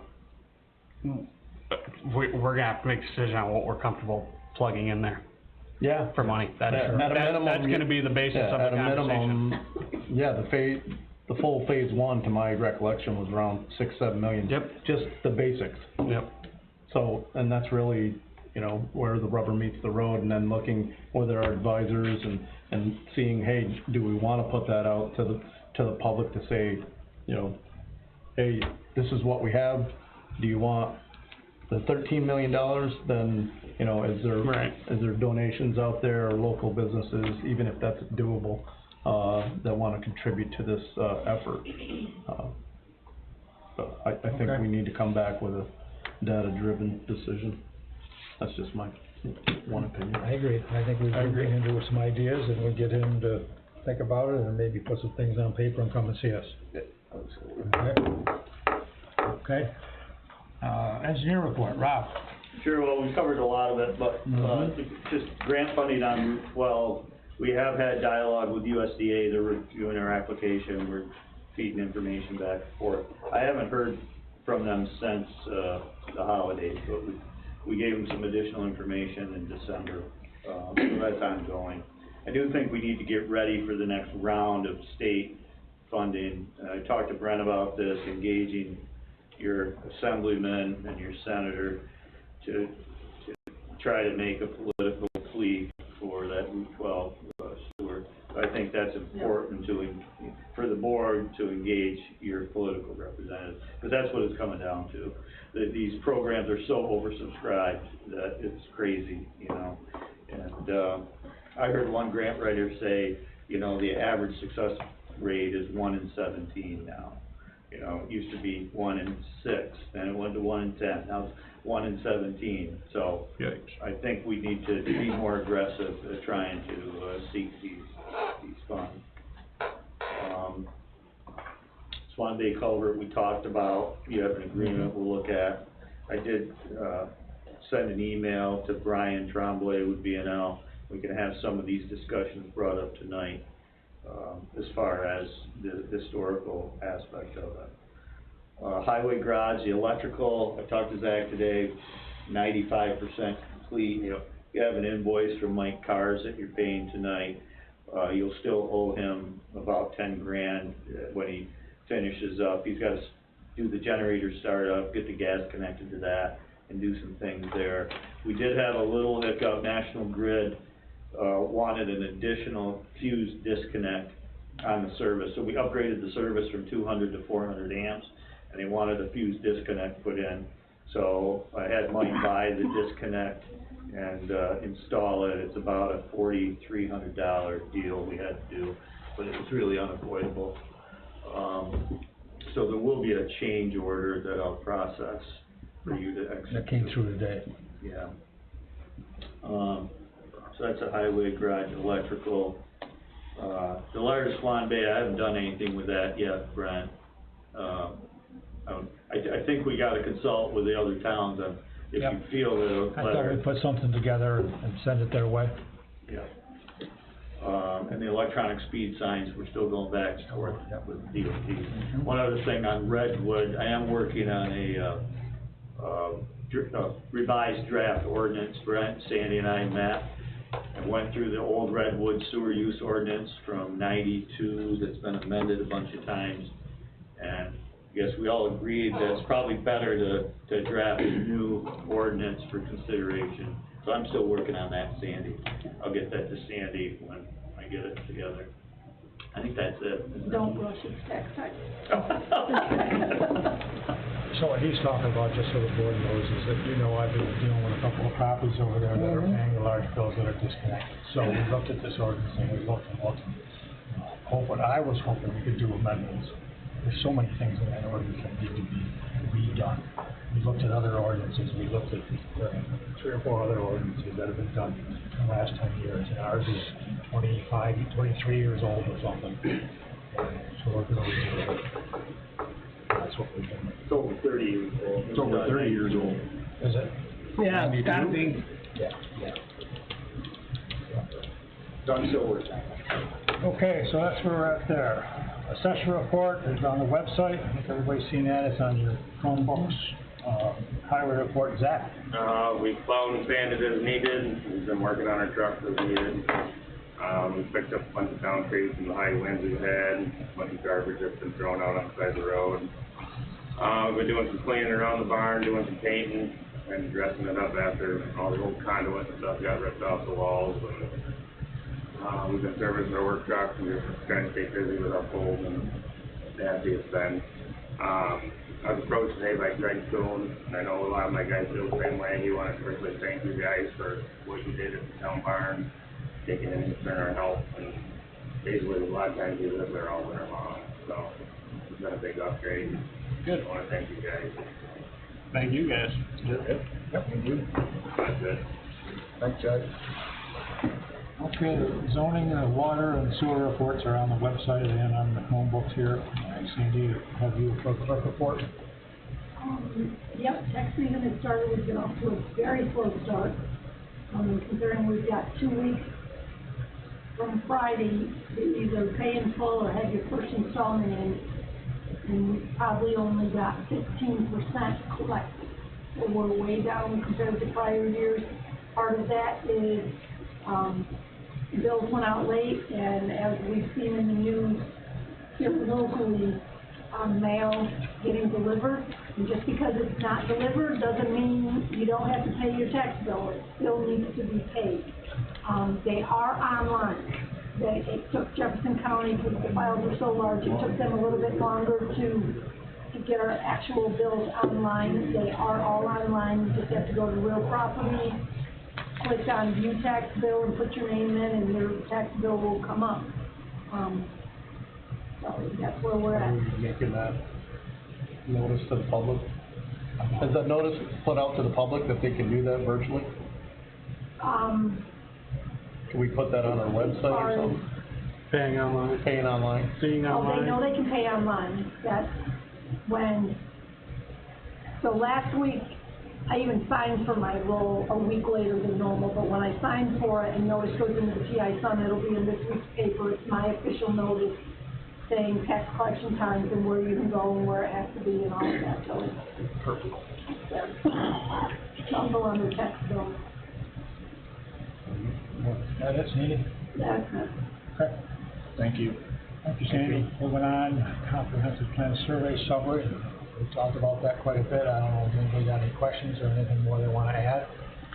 I put the whole summary of the survey on your Chromebooks also. Okay? Invest dollars in the CDs. I've been keeping you guys updated with the process I'm going through with Americube to get, providing them documents so that we can open up that account. We just sent a certified mail to the state with a letter that we need from them. How long is the wait good? Did he say? But I talk to him every couple of days, so he knows we're coming. So, bids awarded Maravido, we did that at the last meeting, actually. Sandy, you got a hold of them, we're all set there. As I explained, that we can't take a certain bid from one bidder and another bid from another bidder. Okay? Status of G-Works software, I'll ask Sandy to say where we're at there. They struggled in changing our account numbers the way Jay and I have gone through and renumbered all of the accounts so they're more in a logical order and easier to identify problems. They have converted them though, which they did it right after we billed. So every time a bill comes in, I've got to look up the new number because nothing is matching, which is a pain for me, but it's okay, we'll get through it. I've only found one error. There's one account number that I can't come, they seem to have mixed. They merged two same property owners into one, and so I'm having trouble with that. They're working on it. The final go live is supposed to be, they moved it up now, or moved it back to January, that Tuesday, the last Tuesday in January, so I think it's like the 28th or something like that. But we are making progress. We're getting forward, but we're not live yet. Where do we stand with that check? I haven't done it. You told me to hold it, I'm holding it. Yep. here's what we should do, because they just been delaying us on this onboarding. For a while, we were getting no response. When you're saying this We had a check, check, we had a check ready to go out to them 3 weeks ago. I told them to hold it. Yeah, if we're not working, don't pay them. I'm fine with that. Yeah, I have no problem with that. Okay. Okay, progress on road and sewer ordinance revisions, you heard that from Rob. We're gonna keep working on that so we can come up with a draft ordinance for everybody to look at. Townwide audit scheduled for the end of March, just telling you guys that, the people, AFPR, did our last audits, planning on coming back here at the end of March to do an audit for 2024. Okay? New business. Town joint meeting. The village had come to me, talked with Mike Putnam a couple times, wondered about having a joint meeting between the village and the town. And we're talking possibly, maybe sometime in March. Are we open to that? And Absolutely. if we are open to that, then I'll start talking about dates and times. Sooner the better. Sooner the better. We do it February, we need those.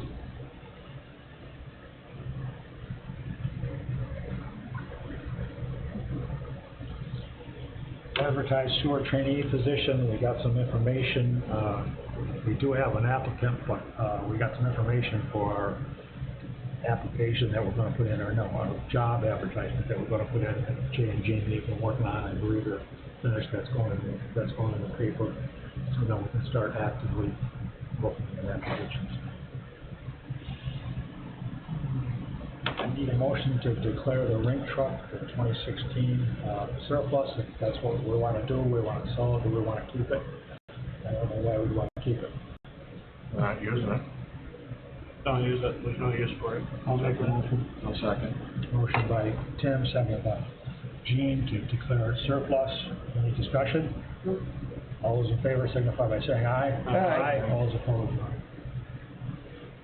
Discussion on AEDs. Okay, you all have seen the stuff I've been sending you for pricing on AEDs. One thing I've been talking about, I talked to Zach about it a little bit a week ago. I'm thinking that we need an AED at the rink. We need an AED at the highway barn that Zach and I talked about. And I really think we need an AED here when you've got, I'm not talking about for us employees, I'm talking about you've got a public room, you've got all kinds of public things that go on here. That moves it to 3. I have 200 budget. I can talk to Nicole tomorrow and see if she has any thoughts or ideas, if you all think we should have 3. You don't need them until you need them. How much did you say they cost? I agree. How much did you say they cost? I didn't see any of the paperwork done. Couple grand. I would say 2,300. Because I looked into a lease option, where they maintained them and then if the battery died, they replaced it. What was that cost? $110 a month for a 3-year contract. For a 3-year? So you're looking at spending, what? Almost $1,750 per unit. How much? $1,750 per unit, includes training. I think you need a 4th. Sports supposed to have them. Yep. Yep. And what we added aside there is the best place for it. Legally, we're supposed to have one. The biggest Why thing couldn't we we take the one here, if we had one here? When there's not a meeting in. Probably could. Or the one on the rink, and if the rink isn't used. Yeah. So what, Yeah, we can what do you that thinking, kind of. 3 or 4, or how many? Get to the 3's fine, sounds like. We'll just have to, next conversation's managing. Find out where we're at on the budget on that, and what we can do. Something like that, I would think could come, I wouldn't have it go if it came out of contingency. $1,750. Money well spent. Okay. Sports field discussion. I'm gonna save that, we're not gonna talk about that, but. Executive session. Executive session. Scheduling 24 year-end audits for town clerk, tax collector, supervisor, court clerks, and bookkeeper. The guy who's done it for us for quite a while is Bill Dagnall. I reached out to him. He's gonna get back to me to see if he can schedule doing it. I also asked our accountant, Mike Lasan, about who he thought might be able to do it. it's an audit that is, you've seen it, it's from the comptroller, it's a very simple little audit that we have to have somebody completely independent of all of us to do it. I'll take a motion to purchase AEDs if you tell me how many. I'll make a motion for 3. Motion by Tim, Second. second by Gene. Any discussion? Are we gonna need any for the sports team? I Let's talk mean, about it. Yeah, we talked about it, I think we'll be able to pull, It'll be one here, hopefully, that they can. what happens if you have an activity going on here the same night you got sports going on too? Yeah, if it's in the winter time, yeah, if it's in the winter time. school has one. If it's in the summertime, less got a problem. likely there's an activity in the rink and we would use that one. Unless the turf is running. Yeah, that's the turf down. I mean, if you totally wanna avoid everything, that's why I I said. mean, how much is the life compared to an AED, huh? Yeah. Well, maybe we should get 10 then. I agree with Dale, because I was dealing with this a couple weeks ago, and we found out that the battery in the AED down there wasn't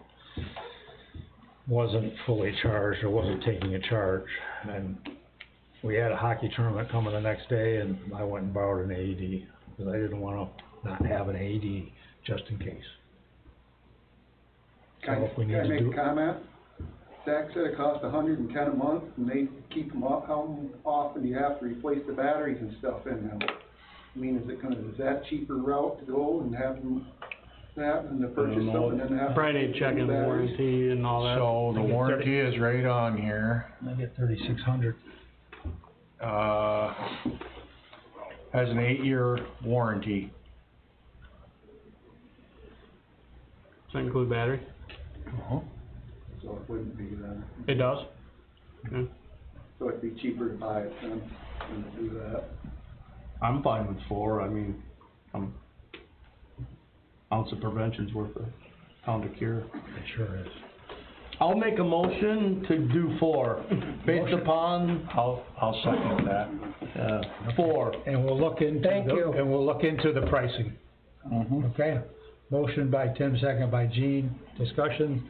That was All good set? discussion. All those in favor signify by saying aye. Aye. All those opposed, none. Okay, you also got something on your laptops or on your Chromebooks as far as it started doing some updating to our website. Quite a bit of stuff in the assessors category, unbelievable amount of forms, for, we're talking about veterans, we're talking about senior citizens, we're talking about star exemptions, there's a lot of stuff there. American Legion, what else? What's that? American Legion, what else? Yeah, all the fire department exemption. Yep. So there's a lot of them, and we're trying to get everything up to date on that part of the page. That's all I have. Anybody have anything else? Anybody have anything for executive session?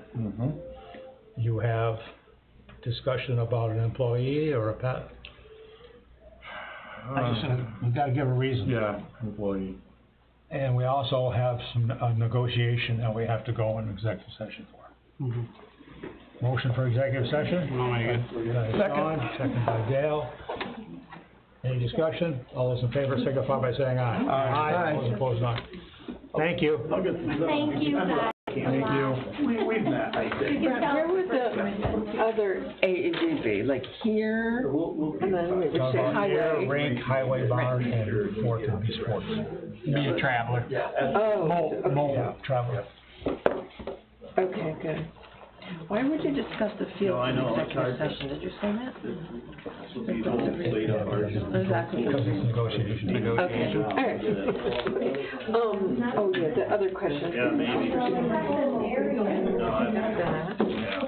Okay, all right, thank you. Grab a brownie on your way out. Have a brownie.